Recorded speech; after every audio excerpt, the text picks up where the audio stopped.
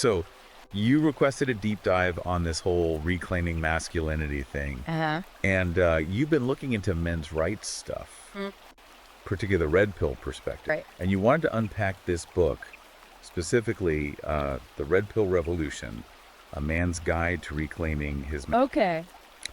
And from what I can tell, it really focuses on the challenges that men are facing today. Yeah. Especially in the family court system. And I know you're interested in this idea of covert contracts and how those play out. Right. So let's see what this book has to say about all of that. Sounds good. And whether there are any insights we can pull out for you. Absolutely. Yeah. Well, it's fascinating how this book kind of jumps right into the fire. Oh, yeah. The author, Conrad Riker. Okay. He uses some pretty...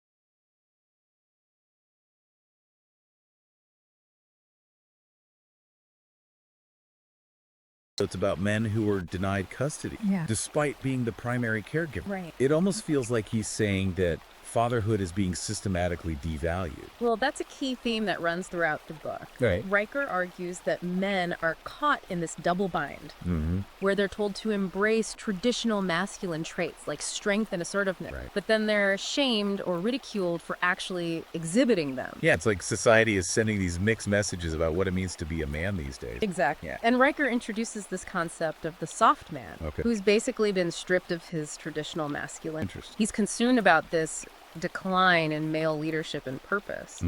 And he ties this back to the erosion of traditional gender roles. So it sounds like he's making a connection between these societal shifts and what he sees as a crisis of masculinity. Oh, absolutely he is. Yeah. And he even points to the rise of feminism and Marxism as factors that have contributed to this shift. So for Riker, reclaiming traditional masculinity is about more than just personal fulfillment. It seems that way. It's about pushing back against these larger ideological forces. Right. Wow. And he really emphasizes the importance of men stepping up, embracing their roles as providers, leaders, and fathers. And this all ties back into the family court system, right? It does. He seems to see that as kind of a key battleground in this larger cultural war. Definitely. He argues that family courts often fail to recognize the importance of involved fatherhood for children's well-being. He's got some pretty strong opinions about shared custody, doesn't he?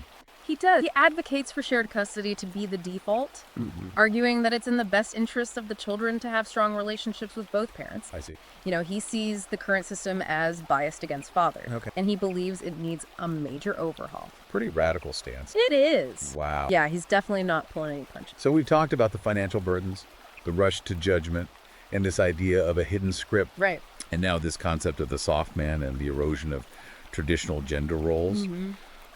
It's a lot to take in, but it sounds like Riker is painting a pretty bleak picture of the state of masculinity today. He is. He's definitely sounding the alarm bells. But is it all doom and gloom, or does he offer any solutions? Well, he does. He has a whole section on what he calls the red pill prescription, where he outlines specific steps men can take to reclaim their masculinity and navigate these challenges. All right, so let's dive into that in the next part of our deep dive. Sounds good. Yeah. And it's not just the legal stuff, you know. Right. Riker really gets into the psychological and emotional toll this all takes on men. Yeah. He argues that being separated from their children, you know, often unjustly in his view, it really contributes to the mental health crisis that men are facing. That's a powerful point. I mean, he cites those statistics about male suicide rates being so much higher than women's. Right. And he links that, at least in part, to this sense of loss and alienation that a lot of fathers are experiencing. Absolutely. And he goes on to say that men are often told to just man up. Yeah. You know, suppress their emotions, Right. which just makes the problem worse. Of course. And he argues that men need healthy outlets for expressing their emotions Yeah. and building resilience. Okay. He talks about the importance of things like brotherhood mentorship and physical activity. You know, it's interesting because you mentioned earlier being interested in how societal institutions have changed. Yeah. And Riker really seems to believe that men need to create their own support systems, almost like a counterculture, to push back against these harmful societal messages. Yeah, it's like he's calling for a return to a more traditional sense of masculinity, Okay. where men support and guide each other. Exactly. And this leads into his whole call to action, right? It does. He doesn't just want men to sit around and complain about the situation. Yeah. He wants them to actively reclaim their masculinity. Absolutely. He lays out several concrete steps that men can take. Like what? Well, he's a big advocate for physical fitness. Okay. Not just for the physical benefits, but for the mental toughness and discipline it cultivates. It's like he sees physical strength as a metaphor for reclaiming a sense of agency and control in your life. Exact. And he ties this back to his earlier arguments about rejecting that soft man archetype. You know, he wants men to embrace those traditional masculine values of strength, resilience, and leadership. And of course, this all connects back to his views on fatherhood. Right. He believes that men need to fight for their right to be active and involved fathers. He's very critical of what he sees as a bias against fathers and family court. And he argues that men need to be aware of these covert contracts that he believes are at play. He encourages men to really understand their legal rights, to advocate for themselves, and to challenge the system when necessary. He even dedicates a whole chapter to what he calls spectral evidence, where he talks about the complexities of custody battles and how children's testimony is often used against fathers. Right. It's pretty intense stuff. It is. He argues that children can be easily influenced or manipulated, Yeah. especially in high conflict divorces, and that their statements should be treated very carefully. Okay. He believes that parental alienation is a real problem, and he offers some strategies for fathers to protect themselves. It sounds like he's saying that men need to be proactive and strategic in navigating the family court system. Absolutely. It's not enough to just be a good dad. You have to be a savvy advocate for yourself and your rights. That's definitely the message he's sending. Wow. And he connects this back to his broader point about reclaiming masculinity. Okay. You know, he believes that men need to stand up for themselves and their children. Right. And that this requires a certain level of assertiveness and a willingness to fight for what they believe in. He's definitely not afraid to call things as he sees them. Is he? Not at all. He's really urging men to wake up to what he sees as this hidden reality, you know, where traditional masculinity is under attack. Right. And men need to fight back to reclaim their rightful place in society. It's a bold perspective for sure. It is. And it sounds like it's really resonating with you. It is. I think he's tapping into a lot of frustrations that men are feeling today, particularly those who feel like they've been marginalized or silenced by the current cultural climate. Yeah, it's interesting because you mentioned wanting to understand the history of our institutions before they were captured, as you put it, by feminists and Marxists. Right. Riker really seems to echo that sentiment in this book. He does. He believes that there's been a systematic effort to undermine traditional masculinity and to push an agenda that he sees as harmful to men and to society as a whole. So what does he propose as a solution? Is it all about fighting back and reclaiming what's been lost? He definitely advocates for men to take action, but he also stresses the importance of personal growth and development. He talks about the need for men to become more self-aware, to develop their emotional, Right. and to build strong, supportive relationships with other men. It sounds like he's trying to strike a balance between the traditional and the modern. Yeah. He wants men to reclaim those core masculine values. But he also recognizes that the need to adapt to the changing times. He's calling for a kind of evolution of masculinity, Okay. one that embraces both strength and sensitivity, Interesting. both action and introspection. That's a good way to put it. He's not just promoting a return to the past. Right. He's trying to forge new paths forward for men. Exactly. And he believes that this path requires men to be both warriors and healers, Wow. protectors and providers, leaders and mentors. There's a lot to unpack there. There is. It's not a simple message, No, it's not. but it's clearly one that's resonating with a lot of men. He's really challenging men to step up and become the best versions of themselves, both for their own sake and for the sake of their families and communities. This deep dive into the Red Pill Revolution has been really insightful. Yeah. We've covered a lot of ground, We have. from the challenges men face in family courts to the broader societal forces that Riker believes are contributing to this crisis of masculinity. And, you know, one thing that really struck me was how he connects the dots between all these different aspects of men's lives.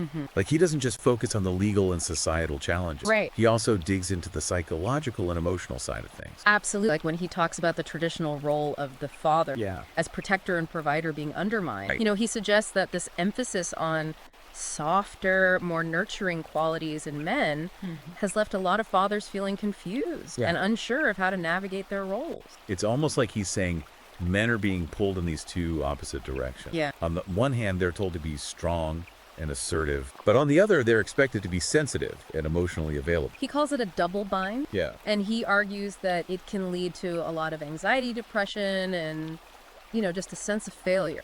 And he doesn't let the media off the hook either. Oh, no. He has a whole chapter called The Media's War on Men, Right. where he argues that the media often portrays men in a negative light, reinforcing these stereotypes Yeah. and contributing to this whole attack on masculinity. Like how fatherhood is often depicted in sitcoms and commercials. Oh, yeah. You know, the bumbling dad who can't do anything right. Right, right.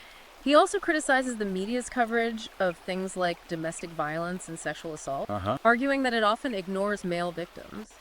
It's interesting. This ties back into his point about feminism and the erosion of traditional masculinity. Exactly. He sees the media as complicit in this shift, you know, actively promoting a worldview that he believes is harmful to men. Yeah, he argues that the media is constantly pushing these narratives Right. that portray men as either fools or predators. Wow.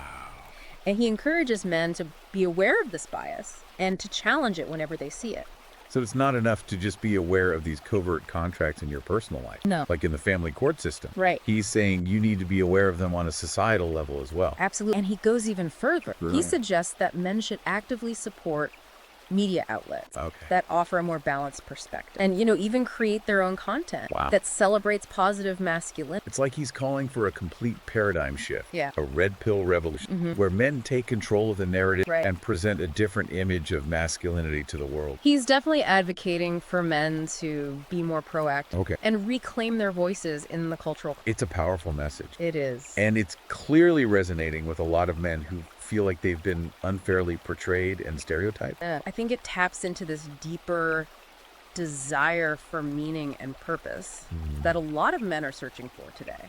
And this brings us back to your initial interest in understanding how institutions have shifted Right. and how those shifts have impacted men's lives. Riker's book really seems to offer a framework for understanding those changes. It does. And he doesn't shy away from offering solutions, Does. even if they're controversial. He's not afraid to challenge the status quo. Yeah. And whether you agree with everything he says or not, All right. I think his book raises some really important questions. It's definitely been a thought-provoking deep dive for me. Absolutely. And I hope it's given you some valuable insights into the red pill perspective and the challenges that men are facing today. It has. If you want to explore these ideas further, Yeah. you can find The Red Pill Revolution on Amazon, Kindle, and Google Play Books. It's definitely worth a read. All right, well, thanks for joining me on this deep dive. It's been a pleasure.